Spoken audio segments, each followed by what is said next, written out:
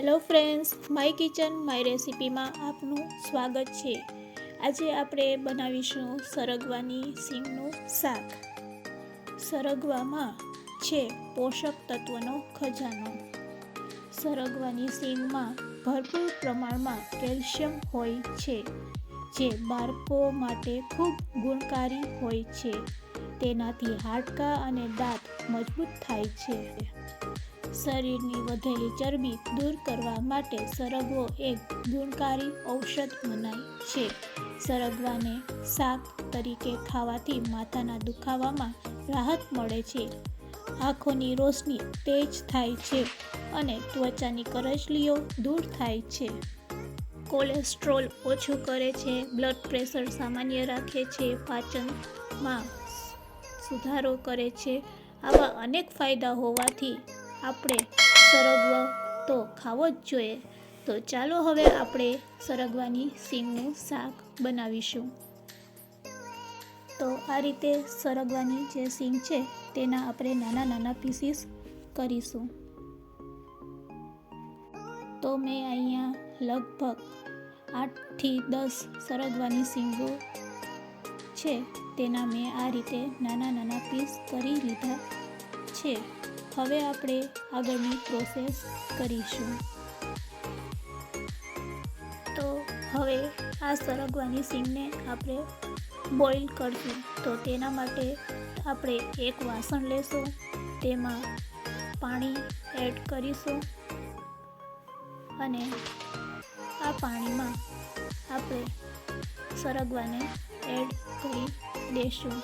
તો મેં અહીંયા લગભગ 1 કળશા જેટલું પાણી લીધેલ છે।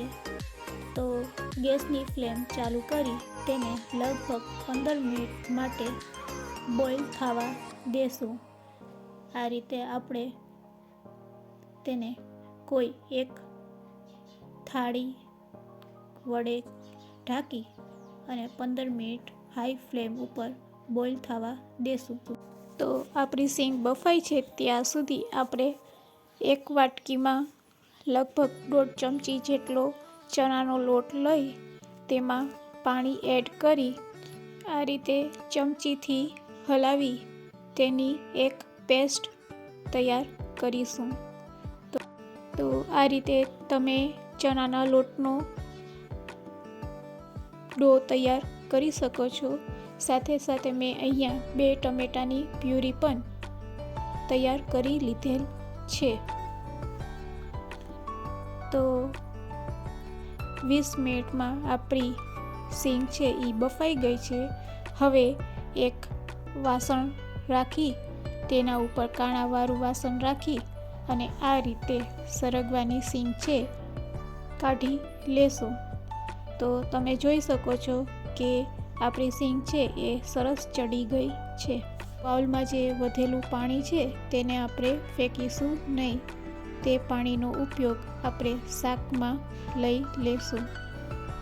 હવે શાક બનાવવા માટે એક વાસણમાં આપણે લગભગ 6 ટેબલ સ્પૂન તેલ એડ કરીશું। હવે આ તેલ ગરમ થઈ જાય એટલે તેમાં આપણે રાઈ એડ કરીશું। રાઈ સરસ ફૂટી જાય એટલે તેમાં આપણે 2 લવિંગ, તજ અને તમાલપત્ર એડ કરીશું। સાથે સાથે હિંગ એડ કરીશું।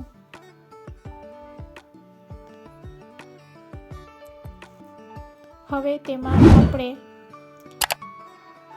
લીલું લસણ એડ કરીશું અને તેને સારી રીતે મિક્સ કરી લેશું। લસણ એડ કર્યા પછી તેમાં કાશ્મીરી લાલ મરચું પાવડર અને ટમેટાની પ્યુરી બંને સાથે એડ કરીશું। બંને સાથે એડ કરવાથી મરચાંનો જે કલર છે તે તેલમાં બળી નથી જતો। તો તમે જોઈ શકો છો આપણો શાકનો કલર। હવે થોડું પાણી લઈ અને તેમાં એડ કરી દેશું। તો ગ્રેવીને લો ફ્લેમ ઉપર આ રીતે તમારે પકાવવાની. હવે તેમાં 1 મિનિટ આ રીતે પકાવ્યા પછી તેમાં ગરમ મસાલો થોડો, અડધી ચમચી હળદર પાવડર, સ્વાદ અનુસાર મીઠું અને 1 ચમચી ધાણા જીરું પાવડર એડ કરીશું. સાથે સાથે તીખાશ માટે અડધી ચમચી લાલ મરચું પાવડર એડ કરીશું અને તેને ગ્રેવી સાથે સારી રીતે મિક્સ કરી લેશું.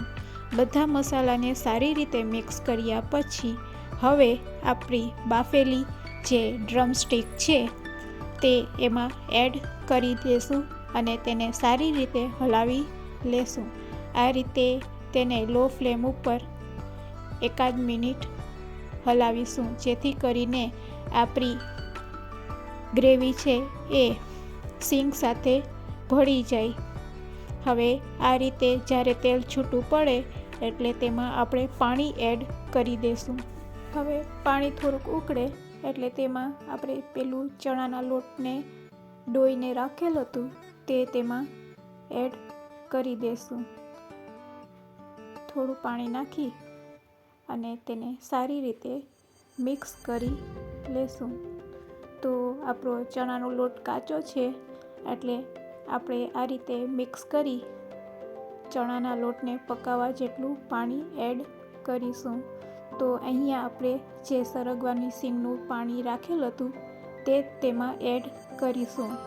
હવે આ રીતે આપણે લગભગ 5 થી 7 મિનિટ તેને ચડવા દેશું. તો રેડી છે આપણું સરગવાની સીંગનું શાક. હવે ગેસની ફ્લેમ બંધ કરી આ રીતે તેમાં કોથમીર એડ કરીશું. તો રેડી છે આપણું સરગવાની સીંગનું શાક. સર્વ કરવા માટે તેને આપણે એક બાઉલમાં કાઢી લેશું. ખૂબ જ હેલ્ધી અને સ્વાદિષ્ટ એવું અને શરીર માટે તો ખૂબ જ ફાયદાકારક, બાળકોને માટે પણ લાભદાયક એવું સરગવાની સીંગનું શાક. આ રીતે જો તમે શાક બનાવશો તો બાળકો અને મોટા સૌ હોશે ખાશે. જો મારી રેસીપી સારી લાગે તો લાઈક અને વધારે ને વધારે શેર કરજો અને સબસ્ક્રાઈબ કરવાનું ભૂલશો નહીં.